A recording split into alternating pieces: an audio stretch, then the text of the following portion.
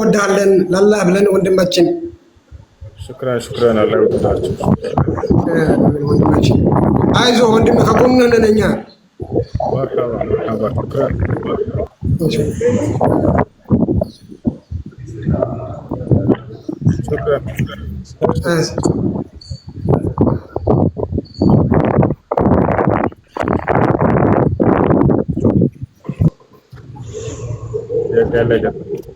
السلام عليكم. አማን ነው። ጥያቄ ነበረኝ።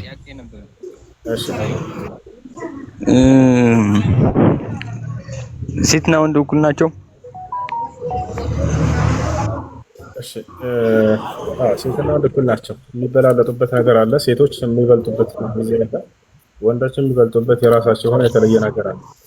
ነገር ግን እንደ አስሉ እንደ መሰረቱ እኩል ናቸው። ግን በትዳር ላይ ለምን ወንድ ልጅ መብት በደንብ ተሰጠው? ለሴቶች ተሰጠው ለወንድ እንጂ ማስረጃ ብዙም ትዕዛዝ የምትቀበለው ከሱ ነው። ታስፈቅዳለች። እሱም ያስፈቅዳል።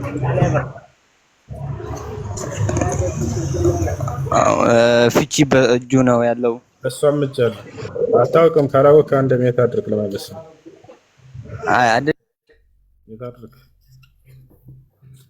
ተማሩ መጀመሪያ ስለ ዲናቸው ምንም ሳታውቁ።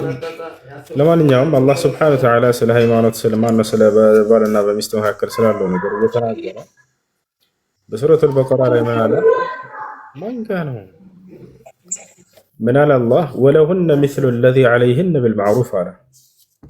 ለሴቶች ልክ ባል በእነርሱ ላይ ባለው መብት ያክል በዚያው ልክ ለእነርሱም በባላቸው ላይ መብት አላቸው ብሎ ተናግሯል። ብዙ መብት የተሰጠው ለባል ነው። ተሳስተሃል። እንዳውም ባል ላይ ነው ብዙ ግዴታዎች አሉበት። አደም ተናሳ እንዴት እንደሆነ ላስረዳ። ዑመር አለ ዑመር አንደም ተናሰለት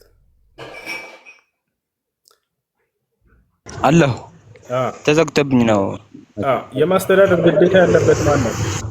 አንዴ ከሚጨውት አረገ። የማስተዳደር ግዴታ ያለበት ማን ነው? ወንዱ ነው።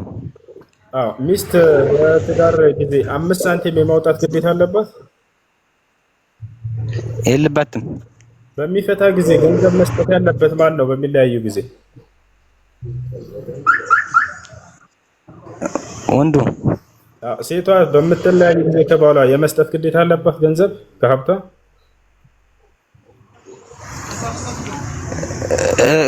የለችም። እሱ ግን አለው። አሁን ቤት ቢኖረው ያካፍላታል። ግዴታ ነው። አላህ በቁርአን ላይ ተናግሮላታል። ወለልሙጠለቃት መታዑን ቢልማዕሩፍ ይላል። ለተፈቱ ሴቶች ካለው ገንዘብና ሀብት በመጠኑ ባለው ልክ ሊያካፍላት ይገባል ብሎ ተናግሮላታል። ያ ነው። ለማንኛውም አላህ በቁርአን ላይ ወለሁነ አለ ለሴቶችም አለ ገብተዋል ቃል በቃል مثل الذي عليهن بالمعروف በእነርሱ ላይ ባሎቻቸው ባላቸው መብት ልክ በዚያው ልክ መብት አላቸው ብሎ ተናግሮላቸዋል። ነብያችን ሰለላሁ ዐለይሂ ወሰለም በባልና በሚስት መካከል ያለውን ሲናገሩ ወለሁነ ማ ዐለይኩም ብለዋል። ለእነርሱም ለሴቶችም በእናንተ ላይ በእነርሱ ላይ ባላቸው ልክ መብት አላቸው እውቁ ብለው ተናግረዋል። ስለዚህ እኩል የሆነ መብት አላቸው። እንዳውም አብዛኛው ግዴታዎች በእርሱ ላይ ተደርገዋል። የማስተዳደር ግዴታ፣ እሷን የማብላት፣ የማጠጣት፣ የማልበስ ሁሉን ነገር የማድረግ ኃላፊነትና ግዴታ አለበት። ከአላህ ዘንድ መልካም ሆኖ ለመገኘት ወንድ ልጅ ለሚስቱ መልካም ሆኖ መገኘት አለበት ተብሏል። ቃል ነብዩ ሰለላሁ ዐለይሂ ወሰለም ወአነ ኸይሩኩም ሊአህሊ አሉ። ከሁላችሁም በላይ መልካም ሰው ብሎ ማለት ለሚስቱ መልካም ሆኖ የተገኘ ሰው ነው። እኔ ከሁላችሁም በላይ ለሚስቴ መልካም ነኝ ብለው ተናገሩ። ስለዚህ አንድ ሰው መልካም ሊባል የሚችለው ከአላህ ዘንድ አላህን ከመገዛት በመቀጠል ለሚስቱ መልካም ሆኖ ሲገኝ ጊዜ ነው ብሎ እስላም ያስተምራል። ለሚስቱ ማንኛውንም ትዕዛዝ በተመለከተስ እንዴት ነው? ትዕዛዝን በተመለከተ እርሱም እርሷም እኩል የሆነ ሐቅ አላቸው። እርሱ ለምሳሌ ወደ መልካም ነገር ሊያዛት ይገባል አይደለ? እርሷም ልክ እንደሆነ መልካም ነገር እኩል ታዘዋለች። ሶላትን ስገጂ ይላታል። ይሄን የማዘዝ መብት አለው አይደል? እርሷም እንዲሁ ሶላትን ስገድ ብላ ታዘዋለች። ከመጥፎ ለከልከለበት እኩል እንዲሁ ሐቅ እንዳለው ሁሉ እርሷም ሐቅ አላት። እስካሪ መጠጥ ሊጠጣ ቢሄድ ይሄ ሰው አይቻልም፣ ሐራም ነው፣ ክልክል ነው ብላ ትገስጸዋለች፣ ታዘዋለች፣ ትከለክለዋለች። ታዲያ ይሄ ሊሰማትና ሊታዘዛትም ይገባል። በዚህ ላይ እምቢ ካላት መክረው አስመክረው እምቢ ካለ ፍች የማድረግ ሐቅ አላት፣ መብት አላት። ፍታ ትለዋለች። አልፈታም ካለ እዛኔ ሸሪዓ ፍርድ ቤት ሄዳ ኒካውን የማስወረድ ሐቅና መብት ተሰጥቷታል። በዱንያም እንደሱ ማለት ነው። ታዘዋለች፣ እንደሚያዛት ሁሉ ትከለክለዋለች፣ እንደሚከለክላት ሁሉ በመልካምም በመጥፎም። እኔ እኮ ምንድነው የሰማሁት ባል የበላይ ይላሉ ሁሉ ጊዜ በኢልም ሰማነውና ግራ ገባኝ።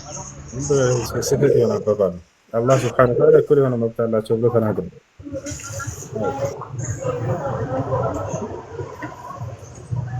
በሁሉም ማለት ነው። አሁን ጥያቄ አለ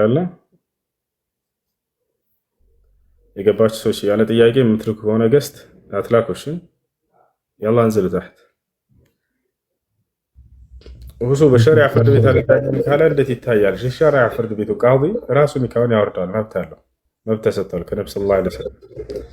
ለምሳሌ ባልየው የሆነ ስተተገኘበት መክራው አስመክረው አላስተካከልም ካለ ፍች ጠይቀው እምቢ ካለ ሸሪዓ ፍርድ ቤት ሄዳ ሸሪዓ ፍርድ ቤት ቃዲውን ፍች እንዲያደርግለት ትጠይቀዋለች። የዛኔ ሸሪዓ ፍርድ ቤቱ ቃዲ አንዴ ባልየውን ጥሪ ያደርግለትና በመካከላቸው ያለውን ችግር ያያል። ወደ ፍች የሚያደርስ ከሆነ እንዲፋቱ ያደርጋቸዋል። አይ ወደ ፍች የማይደርስ ከሆነ ደግሞ እርቅ እንዲፈጠር ያደርጋል። ገብታችኋል? የዛኔ ባልየው አልፈታም ብሎ ካመፀስ የሸሪዓ ፍርድ ቤቱ ቃዲ ኒካውን ማውረድ ስልጣን ተሰጥቷል ከነብዩ ሰለላሁ ዐለይሂ ወሰለም፣ ማውረድ ይችላል። እሺ ሰላም አለይኩም። ወአለይኩም ሰላም ወራህመቱላሂ ወበረካቱ። ደህና አልሐምዱሊላህ። ጥያቄ ነበረኝና እሺ አለቃዬ ነበረ። አለቃዬ ስራ ሲሰራ የሆነ ይዋሻል። ያን ነገር ደግሞ እኔንም ጨምሮ ያሳሽኛል። ያ ነገር እንዴት ነው? እኔ ወንጀለኛ ሆናለሁ? የወንጀሉ ተባባሪ ትሆናለህ። ውሸታም የሆነ ከሆነ አለቃ አንተንም ያን ነገር እንድትዋሽ የሚያስገድድህ ከሆነ ከዚያ ስራ ለቀህ መውጣት ነው ያለብህ። ከቻልክ መከረው ዳዕዋ አድርግለት እንዳይዋሽ። በዚያ በውሸቱ ላይ እየተባበርከው እንድትሰራ ከሆነ ግን የሚፈልገው አይቻልም። አላህ ስብሐነሁ ወተዓላ በቁርአን ላይ ወተዓወኑ ዐለል ቢሪ ወተቅዋ ወላ ተዓወኑ ዐለል ኢስሚ ወልዑድዋን ይላል። በመልካም ስራ ላይና አላህን በመፍራት ላይ ተባበሩ፣ በኃጢአት ላይና አላህን በማመፅ ላይ ደግሞ አትተባበሩ ይላል። ከታላላቅ ኃጢአቶች መካከል አንደኛው ደግሞ ውሸት መዋሸት ነው። ነብዩ ሰለላሁ ዐለይሂ ወሰለም አላ ወቀውለ ዙር አሉ። አላ ወሸሃደት ዙር፣ አደራ የውሸት ንግግርን የውሸት ምስክርን ከመመስከር ተጠንቀቁ እያሉ ተናገሩ። ገብቷችኋል? ስለዚህ በዚህ ነገር ላይ የተሰማራ የሆነን ሰው ከጎኑ ሆኖ ማገዝ አይቻልም፣ በፍጹም አይፈቀድም። ያ ነቢያችን ሰለላሁ ዐለይሂ ወሰለም ከውሸት አስጠንቅቀዋል። ኢያኩም ወልከዚብ ፈኢነል ከዚበ የህዲ ኢለል ፉጁር ወኢነል ፉጁረ የህዲ ኢለል ናር ወላ የዛሉ ረጅሉ የክዚቡ ሐታ ዩክተበ ዐንደላሂ ከዛበን አሉ። ወዐለይኩም ቢስድቅ ፈኢነ ስድቀ የህዲ ኢለል ቢር ወኢነል ቢረ የህዲ ኢለል ጀነህ ወላ የዛሉ ረጅሉ የስዱቁ ሐታ ዩክተበ ዐንደላሂ ሲዲቃ አሉ። ምን ማለት ነው? አደራችሁን ከውሸት ተጠንቀቁ አሉ። ውሸት ወደ ኃጢአት ያመራልና ኃጢአትም ወደ ገሃነመ እሳት ያመራልና አሉ። አንድ ሰው ከመዋሸት አይወገድም ከአላህ ዘንድ ውሸታም ተብሎ እስኪመዘገብ ድረስ አሉ። ከዚያም በኋላ ሰውየው ውሸት ይቀለዋል፣ እውነት ይከብደዋል አሉ። ቀጥለው ምን አሉ? አደራ እውነትን ተናገሩ፣ እውነተኞች ሁኑ አሉ። እውነተኝነት ወደ ጽድቅ ያመራልና አሉ። ጽድቅ ደግሞ ወደ ገነት ያመራችኋል አሉ። አንድ ሰው እውነትን ከመናገር አይወገድም ከአላህ ዘንድ እውነተኛ ሰው ነው ተብሎ እስኪጻፍና እስኪመዘገብ ድረስ። ከዚያም በኋላ ይሄ ሰው ውሸት ይከብደዋል፣ እውነት ይቀናዋል ሁሌ አሉ። የሚገርም የነብዩ ሰለላሁ ዐለይሂ ወሰለም ተግሳጽና ምክር ነው ስለ እውነተኝነትና ስለ ውሸተኝነት በተመለከተ። ስለዚህ በውሸት ላይ እንድትተባበረው የሚጠይቅህ የሆነ አሰሪ ከሆነ አትተባበረው በዚያ ነገር ላይ። ኃጢአት መሆኑን አስረድተው ከተቀበለ ሰየው፣ እምቢ ካለ ሌላ ስራ መቀየር ነው ያለብህ። እሺ ሰላም አለይኩም ኡስታዝ። አለይኩም ሰላም። አንድ ጥያቄ ነበረኝ በቁርአን ላይ ማለት በእኛ ታሪክ ላይ በሙስሊሞች ላይ በነቢዩ ሉጥ አለይሂ ሰላም ጊዜ ህዝቦች ጠፍተው ነበር አይደል? አላህን በማመጥ ከሃዲያኖች እና ግብረ ሰዶሞች ሎጥና ልጆቹ ሲቀሩ ሁለቱ ሴት ልጆቹ እና የመጽሐፍ ቅዱስ ላይ የምናገኘው ኦሪት ዘፍጥረት ላይ 1931 ላይ አካባቢ ካልተሳሳትኩኝ ልጆች ከዛ በኋላ ዘርን ለመቀጠል እነሱ ያደረጉት ምንድን ነው? ከአባታቸው ጋር አባታቸውን አስክረውት ከሱ ጋር በመተኛት ሉጥን ማለት ነው ከሱ ጋር በመተኛት ነው ዘር ያስቀጠሉት ይላል። ስለዚህ በእኛ ታዲያ እንዴት ነው ያ ዘር የቀጠለው በሉጥ ዘመን? እሺ መጽሐፍ ቅዱስ ላይ በጣም የሚያሳዝን ታሪክ ታገኛላቸው። እርሱም ምንድን ነው? ሉጥ ዓለይሂ ሰላምን አስመልክቶ ሉጥ እንደ መጽሐፍ ቅዱስ ኦሪት ዘፍጥረት ላይ እሷ እንዳነሳቸው እንደተቀመጠው እነዚያ ህዝቦች ከጠፉ በኋላ ግብረ ሰዶማውያኖች ናቸው፣ ከሃዲያኖች ናቸው። ምክሯቸው፣ ገስጿቸው ከክህደታቸውም ከግብረ ሰዶምነትም አንመለስም አሉ። ጭራሽ ሉጥ ላይ አደጋ ለማድረስ ሞከሩ። አምላክ አላህ ስብሐነሁ ወተዓላ ሉጥንና ቤተሰቡን አዳናቸው። ወነጀይናሁ ወአህለሁ አጅመዒን ኢላ ዐጁዘን ፊል ጋቢሪን ይላል። ثم دمرنا الآخرين ይላል። እርሱንና ቤተሰቦቹን አዳንኳቸው እያለ አላህ ይናገራል። አንድ ሚስቱ ስትቀር እርሷ የግብረ ሰዶሙ አጋዥ ስለነበረች አትሰራም፣ ግብረ ሰዶም ግን በሀሳብ ከጎናቸው ስለነበረች አላህ ስብሐነሁ ወተዓላ እርሷንም በቅጣቱ ውስጥ አጠቃለላት እና እንደዳኑ ገለጸ አላህ ስብሐነሁ ወተዓላ። ከዚያ በኋላ መጽሐፍ ቅዱስ ላይ ምን ይላል መሰላችሁ? ከዚያ በምድር ላይ ሊገናኘን የሚችል ሰው የለምና አባታችንን አስክረነው ከእርሱ ጋር እንገናኛሉ።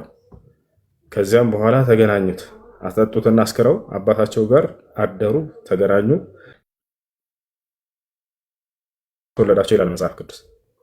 ይህ ውሸት ነው። ውሸቱ ምን እንደሆነ ታውቂያለሽ? በምድር ላይ እንደ ሰው ልማድ ሊገናኘን የሚችል ሰው የለምና አሉ ይላል። እዛው መጽሐፍ ቅዱስ ራሱ ውሸት እንደሆነ ይገልጽባቸዋል። ለምን ከተባለ በዚያው ዘመን አብርሃም ነበር። እዚያው ታሪኩን መለስ ብለሽ ስታዩ ኢብራሂምና ህዝቦቹ አሉ በዚያው አካባቢ። ገብቶሻል አይደል? መጀመሪያ መላእክቶቹ መጥተው አብርሃም ጋር ሄደው ከዚያ በኋላ ከአብርሃም ህዝቦች ካለፉ በኋላ ነው ወደ ሉጥ ህዝቦች የሄዱት። በምድር ላይ የለም ብለው ተናገሩ እያለ ይናገራል። ውሸት ነው። ስለዚህ በፍጹም ይሄ ታሪክ የተሳሳተ ታሪክ መሆኑን እዚያው ላይ መረዳት ትችላለች ማለት ነው። አላህ ስብሐነሁ ወተዓላ በፍጹም በየትኛው ጊዜ ልጆች ከአባቶች ጋር እንዲተኙ፣ ነቢያቶች በፍጹም ከልጆቻቸው ጋር እንዲተኙ አያደርግም። እንደ ኢስላም ምንድን ነው ታዲያ ከተባለ ይሄ አይደለም። ይሄ ነቢያቶች ከኃጢአት የተጠበቁ ናቸው አይደለም ከልጁ ጋር ሊያደርግ ሰውየው ማለት ነው። ለዚህ ነው አምላክ አላህ ስብሐነሁ ወተዓላ ሉጥን ዓለይሂ ሰላም ወሉጠን አተይናሁ ሑክመን ወዒልማ እያለ ይናገራል። ሉጥንም ጥበብንና እውቀትን ችሬዋለሁም ወኩለን ፈضልና ዐለል ዓለሚን ይላል። እርሱንም እንዲሁም ሌሎችንም ነቢያቶች ከዓለማት ህዝቦች በጽድቅና አስበልጫቸዋለሁ እያለ ይናገራል። ስለዚህ ታሪኩ ስህተት ነው። በኢብራሂም ዓለይሂ ሰላም ዘመን ነው ሉጥ የነበረው። በዚያው ዘመን ኢብራሂምና ህዝቦች አሉ። ከነዚያ ጋር ሄደው ማደር ይችሉ ነበረ። ከአባታችን ጋር አደረግን ያሉት። እንዳጠቃላይ ያ ታሪክ ውሸት ነው ብለን ነው የምናምነው። ምክንያቱም ነቢያቶች ከእንዲህ አይነት አጸያፊ ነገር የተጠበቁ ናቸው። አላህ ስብሐነሁ ወተዓላ ከከባድ ኃጢአት ጠብቋቸዋል ነቢያቶችን። ሉጥ ዓለይሂ ሰላምን መጽሐፉን የጻፉ ሰዎች ታሪኩን አበላሽተውበት በእርሱ ላይ ዋሽተውበት ቀጥፈውበት እንጂ ሉጥ በፍጹም ከሴት ልጆች ጋር ወሲብ አላደረገም። ይሄ ነው። አይ ወያኩ እሺ፣ ጥያቄ ያለው አለ ከገባቸው ሰዎች እሺ፣ አድሚኖች ካላችሁ በተራ አስገባቸው።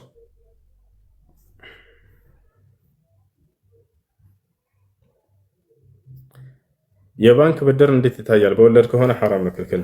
እሺ ሰላም እንዴት ነህ? መካከል ላይ ያለው ልጅ 28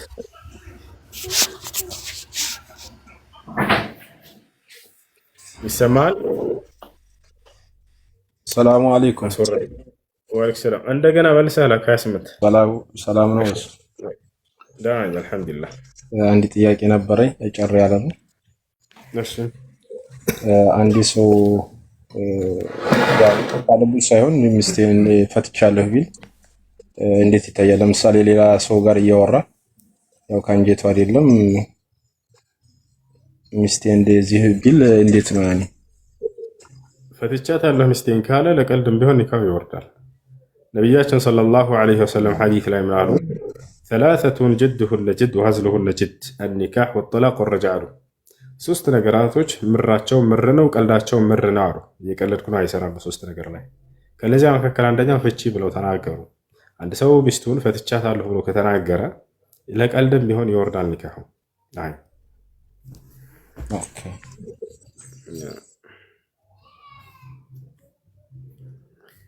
እሺ፣ ጥያቄ ያለ ይቀጥል።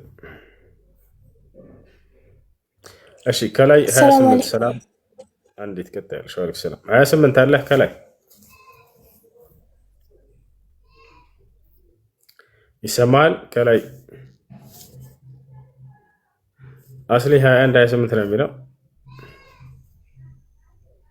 ይሰማል ወይ? አሎ تسمع كلامي ولا؟ እሺ ካልተሰማ ቀጥል ሌሎች። እሺ السلام عليكم مسوح. عليكم السلام ورحمة الله. أكم جرتا؟ أقوم. الحمد لله. كم بلتها؟ أقول الحمد لله. يونت إياك التيك نبرنا بزوج زي ما تعلو كن كبتشي لكم. عجبنا. إياك إيش كنت؟ يهون እናቴና አባቴ ተለያይተው ነው ያሉትና الله يسلمك. وش؟ ከዛን ወንድሜ ደግሞ ታናሼ ነው ግን ታናሼ ቢሆንም በቃ እነሱን አንድ ለማድረግ ምናምን እናቴ አግብታ ነው ያለችው። አሁን ግን እነሱን ለማፋትቼ አባቴና እናቴን አንድ አደርጋለሁ ምናምን ይላል እና እንዴት ነው ማለት እንዴት ይታያል ይሄ ማለት? አይቻልም። ባልና ሚስትን አለያይቶ ወደ እንደገና ወደ ነበረ ባሏ ለመመለስ መስራት አይቻልም፣ አይፈቀድም፣ አይቻልም። ባልና ሚስትን ማለያየት ከባድ የሆነ ኃጢአት ነው። ነቢያችን ሰለላሁ ዐለይሂ ወሰለም ታድርጋ እንዴ ታዳምጪ እሺ قال النبي صلى الله عليه وسلم ليس منا من خبب امرأة على زوجها له ነብዩ ሰለላሁ ዐለይሂ ወሰለም ምናሉ ሚስትን ከባሏ ያስኮበለለ ከእኔ አይደለም ብሎ ተናግረዋል። እንድትኮበለል እርሷን ያነሳሳ ሰው ከኔ አይደለም። በባልና በሚስት መካከል ጣልቃ ገብታችሁ ለማለያየት የምትሰሩ ሰዎች ከባድ ኃጢአት ነው። እንግዲህ ይህ ኃጢአት ሰይጣን ከየትኛው ኃጢአት በላይ የሚደሰትበት ኃጢአት መሆኑን ታውቃላችሁ።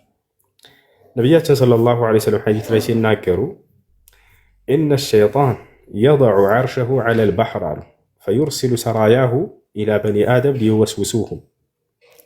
ነቢያችን ሰለላሁ ዐለይሂ ወሰለም ሐዲስ ላይ ሲናገሩ ሰይጣን በባህር ላይ ዙፋኑን ያስቀምጣል፣ በእርሱም ላይ ይቀመጣል።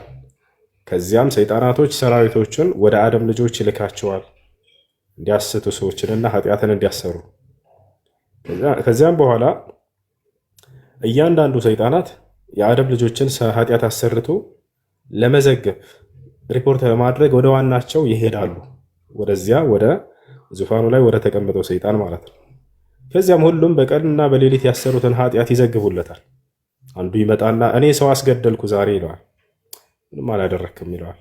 እኔ ሰውና ሰው እንዲተማሙ አደረግኩ። ምንም አላደረክም። እኔ ዝሙት አሰራሁ። ምንም አላደረክም። መጨረሻ ላይ ምን ይለዋል? ወአነ ፈረቅቱ በይነ አልሙተሐቢን ይለዋል። የመጨረሻው እኔ ግን በሚዋደዱ ሰዎች መካከል ለያይቼ መጥቻለሁ ብሎ ይናገራል። በባልና በሚስት መካከል አንተ ተዓሉ ድኑ ሚኒ ይለዋል። አዎ አንተ ነህ ትልቅ ስራ የሰራኸው፣ ና ወደ እኔ ቅረብ ይለዋል። ና ወደ እኔ ቅረብ፣ አንተ ነህ በቃ ትልቅ ስራ የሰራኸው ይለዋል።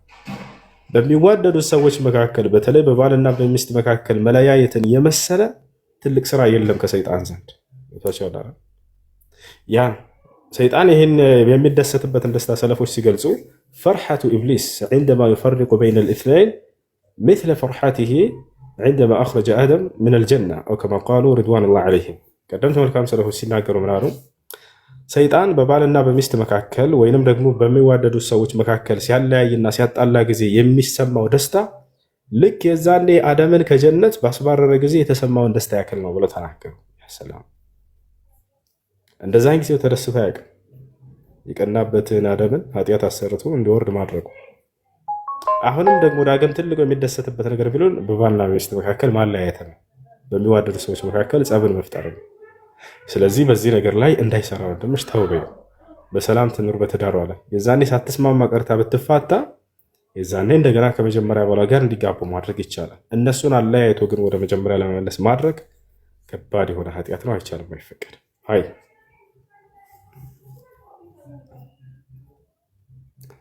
እሺ፣ አመሰግናለሁ። እሺ፣ አስሊ ያለህ ከላይ ይሰማል።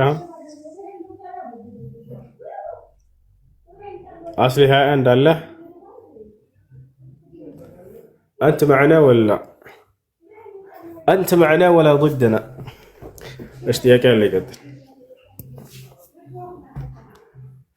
ጥያቄ ያለው ይቀጥል ጀማዓ። ሰላም አለይኩም። ወአለይኩም ሰላም ወራህመቱላሂ ወበረካቱ። የኔ ጥያቄ ሀይድ ከመጣን በኋላ የሆነ ለአንድ ቀን ወይ ደግሞ ለሆነ ሰዓት ያክል ያቆምና መልሶ ደግሞ የጠራ ነገር ደግሞ መልሶ ይመጣል። እሱ ከሀይድ ጋር ተያይዞ ከሆነ የመጣው መጠበቅ አለባችሁ እስከሚጠራ የሚባል ነገር ሰምቻለሁኝና እንዴት ነው የሚደረገው? እውነት ነው። ከሴት ልጅ ላይ የሚወጡ ብልቶች ይቅርታ፣ ከሴት ልጅ ብልት የሚወጡ የደም አይነቶች 3 አይነት የደም አይነቶች አሉ። አንደኛ ደመል ሐይድ የወር አበባ ደም፣ ሁለተኛ ደመል ኢስቲሓዳ፣ ሶስተኛ ደመል ኒፋስ። እነዚህ ሕክማቸውም የተለያየ ነው። ሁኔታቸውም ከይፍያቸውም የተለያየ ነው። ሁላቸውንም እንገራቸው። ደመል ሐይድ ወይም የወር አበባ ደም የሚባለው በ3 ምልክቶች አሉት። ስንት ምልክቶች አሉት? 3 ምልክቶች አሉት። አንደኛ ምልክቱ ምንድነው? ጥቁር ያለ የደም አይነት ነው። ሁለተኛ ምልክቱ በሚወጣ ጊዜ የሽታ አለው። ሶስተኛ ምልክቱ የወር አበባ ደም ሲወጣ የህመም ስሜት አለው። እነዚህ 3ቶቹ ምልክቶች የተስተዋሉበት የደም አይነት የወር አበባ ደም ይባላል። ደመል ሐይድ ይባላል በአረበኛ። ይህ ሶላትን ይከለክላል፣ ከባል ጋር ግንኙነት ማድረግን ይከለክላል፣ ጾምን ይከለክላል። ሁለተኛ የደም አይነት ደግሞ ከዚያ በኋላ ተከትሎ የሚወጣ ከወር አበባ ደም በኋላ ደመል ኢስቲሓዳ የሚባለው የደም አይነት ነው። እርሱም ደግሞ 3 ምልክቶች አሉት። አንደኛው ምልክቱ እንደ ወር አበባ ደም ጥቁር ያለ ደም አይደለም፣ ፈዘዝ ደብዘዝ ያለች የደም አይነት ነች። ሁለተኛ እንደ ወር አበባ ደግሞ የአይነት የሽታ የለውም፣ ያን ያክል ሽታ የለውም። ሶስተኛ ምልክቱ እንደ ወር አበባ ደግሞ የህመም ስሜት የለውም። እነዚህ 3 ምልክቶች የተስተዋሉበት የደም አይነት ከወር አበባ ደም በኋላ ፈዘዝ ያለ ደም ቢወጣ የዛኔ እሱ የወር አበባ አይደለም፣ ሶላትን አይከለክልም፣ ጾምንም አይከለክልም። ነገር ግን ሶላትን በምትሰግዱ ጊዜ ለእያንዳንዱ ሶላት እስቲንጃና ውዱ ማድረግ ያለባችሁ ከአንድ ሶላት በኋላ ወደ ቀጣዩ ሶላት ሳትሄዱ በፊት ደም ሊከሰት ስለሚችል ማለት ነው። ስለዚህ ነው አብዛኛው ጊዜ የወር አበባ ከጨረሳችሁ በኋላ ታጥባችሁ ሊሆን ይችላል፣ ሸዋራችሁ ከጨረሳችሁ በኋላ እንደገና ተከትሎ ሌላ ደም ይወጣል። ያ ደመል ኢስቲሓዳ ነው የሚባለው። የወር አበባ ደም ነው ብላችሁ ሶላታችሁ እንዳታቋርጡ። ምልክቱ እንደነገርኳችሁ ከወር አበባ ደሙ የተለየ የደም አይነት ነው፣ ፈዘዝ ያለ ደም ነው እና ስለዚህ እርሱ ሶላትን የሚከለክል አይደለም፣ ጾምንም አይከለክልም። አይ እኮ ይሄ ከወር አበባ ከዛ ከደሙ በኋላ የሚመጣው እሱ ራሱ የወር አበባን ተከትሎ ስለሆነ የሚመጣው እሱም እስከሚጠራ መጠበቅ አለበት፣ ለሰላትም ለጾምም የሚባለው ስህተት ነው እህት። የደሙን አይነት ተናገር። ከወር አበባ ደም በኋላ የሚወጣ የደም አይነት ምልክቱን በነገርኩሽ መሰረት አንቺ እየው። ፈዘዝ ያለ ደም ከሆነ ከወር አበባ ደግሞ የወር አበባ ደግሞ በጣም የጠቆረ ነው። ከዚያ የተለየ ደም ከሆነ እንዲሁም በሚወጣ ጊዜ እንደ ወር አበባ ደግሞ ሽታ የሌለው ከሆነ እንዲሁም እንደ ወር አበባ ደግሞ የህመም ስሜት የሌለው ከሆነ ደመል ኢስቲሓዳ ይባላል። እርሱ ሶላትን አይከለክልም፣ መስገድ ትችያለሽ። እሺ፣ ሌላ ሁለተኛ ጥያቄ ደግሞ እንደዚህ መንገድ ላይ ወድቆ የምናገኘው ብር አሁን ትንሽ ብር 400ም ሆነ ምንም አሁን ያንን ለሚስኪን ዝም ብለን መስጠት ይቻላል ወይስ ዓመት ይጠበቅ ምናምን የሚባለው መስፈርት መሟላት አለበት? በዚህ አካባቢ ካላችሁ እናንተ ከዚያ አካባቢ የምትሄዱ ከሆናችሁ መንገድ ላይ አግኝታችሁት በዛ አካባቢ ታማኝ ለሆነ ሰው ስጡትና ባለቤቱ መጥቶ ሲጠይቅ ስጥ ብላችሁ አስቀምጡለት። ከዚያ በኋላ ያ ሰው ከዓመት በኋላ ጠብቆ ለድሃዎች ለምስኪኖች መስጠት ይችላል። አይ እናንተ በዚሁ አካባቢ የምትኖሩ ከሆናችሁ በዚሁ ስርዓት ነው የምታደርጉት ማለት ነው። ነቢያችን ሰለላሁ ዐለይሂ ወሰለም ሐዲስ ላይ የሆነ ገንዘብ ወድቆ ብታገኙ ባለቤቱ መጥቶ እስኪጠይቃችሁ ድረስ ለዓመት ያክል ጠብቁታል። የዛኔ ምልክቱን ተናግሮ ከመጣ ሰጡት። ነገር ግን ምልክቱን ሳይናገር የተሳሳተ ምልክት ከተናገረ እንዳትሰጡት የሱ አይደለምና። ከዓመት በኋላ እስከቆየ እጃችሁ ላይ ቆይቶ ዓመት ከሞላው የዛኔ ለተቸገሩ ድሃዎችና ምስኪኖች ትሰጡታላችሁ ማለት ነው። እናንተ ከዚህ አካባቢ የምትሄዱ ከሆናችሁ ምናልባት ባለቤቱ መጥቶ ፈልጎ እንዳያጣው እዚህ አካባቢ ታማኝ ለሆነ ሰው ለምታዩት ሰው አስቀምጡለትና ሂዱ። እንዲህ አይነት ምልክት ያለው ገንዘብ የጠፋው ሰው ከመጣ ስጠው ብላችሁ። አይ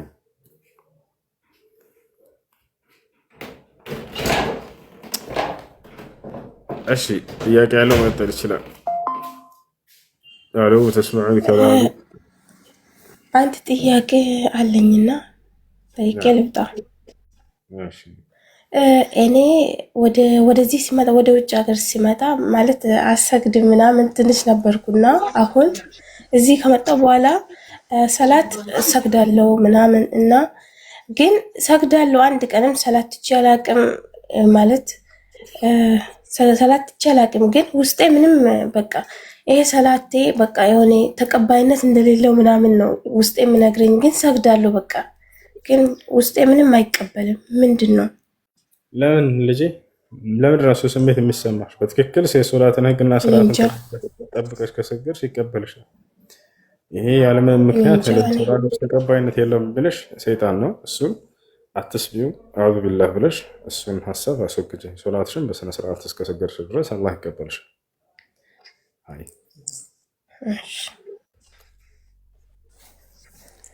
ነቢያችን ሰለላሁ ዐለይሂ ወሰለም ሲናገሩ ኡድዑላህ ወአንቱም ሙቂኑነ ቢልኢጃባ አሉ። አላህን ተገዙ፣ አላህ እንደሚቀበላቸው አምልኳቸውን እርግጠኛ ሆናቸው አሉ። ምንም እንኳን ለዱዓ ቢታሰብም እዚህ ቃሉ ዱዓ ሁሉንም የአምልኮ ስርዓቶች በውስጧቸው ዱዓ ስላለ ይህ ሐዲስ ለማንኛውም አምልኮ ይሰራል። ስለዚህ አምልኮን በምትሰሩ ጊዜ አምላክ አላህ ይቀበለኛል ብላችሁ በእርሱ ላይ ሙሉ በሙሉ እርግጠኛ ሆናችሁ ስሩ። እንዲቀበላቸውም ከዚያ በኋላ ለምኑት። ኢብራሂም ዓለይሂ ሰላም ካዕባን ስራ ተብሎ በታዘዘ ጊዜ ከልጁ ከኢስማኤል ጋር አላህ ይቀበለኛል አይቀበለኝም ብሎ አልተጠራጠረም። እርግጠኛ ሆኖ ነው የሰራው አላህ እንደሚቀበለው። ከዚያም በኋላ ግን ዱዓውን አስከተለ። ረበና ተቀበል ሚና ኢነከ አንተ ሰሚዑል ዓሊም አለ። ጌታችን አላህ ሆይ ከእኛ ስራችንን ተቀበለን አንተ ሰሚና አዋቂ የሆንክ አምላክ ነህና እያለ ተናገረ። ኢብራሂም ዓለይሂ ሰላም አሁንም ልክ እንዲሁ በሱራ ኢብራሂም ላይ ዱዓ ካደረገና ከጨረሰ በኋላ ኢነከ ሰሚዑ ዱዓ አንተ ዱዓን ሰሚ የሆንክ አምላክ ነህና ዱዓይን ተቀበለኝ እያለ ይናገር ነበር። ስለዚህ አላህ ስብሐነሁ ወተዓላ አምልኮን በምትሰሩ ጊዜ እርሱ እንደሚቀበላቸው እርግጠኛ ሆናችሁ ስሩ። ከዚያም በኋላ እንዲቀበላቸውም ደግሞ በዱዓ አስከትሉ። ልክ ነቢያቶች አምልኮ ከሰሩ በኋላ አላህ እንዲቀበላቸው እንደሚማጸኑት ሁሉ ማለት ነው። ማይ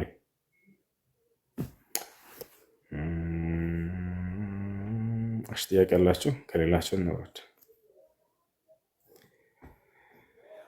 ያ ሰላም ያ ሰላም ያ ሰላም አለይኩም። አለይኩም ሰላም ወራህመቱላህ። ጥያቄ ነበረኝ። አይ ሀረብ ሀገር ላይ ያለን ሰው ስንወጣ ኒቃብ እንለብሳለን፣ ስንመለስ ግን ከቤት አንለብስም። እንዴት ይታይ? እሺ ቤት ውስጥ ማንም ከሌለ ችግር የለውም ባትለብሱ። ሴቶች ከሆኑ የሴትዮችን ነባል ይኖራል፣ ልጆቿም ባል ካለ ፊታቸውን ሸፍኑ። ከላይ የምትለብሱትን ሻሽ ወረድ አድርጉና ፊታቸውን ሸፍኑበት። ምናልባት ማዳም ንቃብ ያንን ጥቁሩን ዩኒፎርሙን ስትለብሱ ቅር የሚላት ከሆነ ችግር የለውም። ከላይ የለበሳችሁትን ሻሽ ልክ የማዳም ባል በሚኖር ጊዜ ቤት ውስጥ እሱን እንደ ኒቃብ ተጠቀሙት።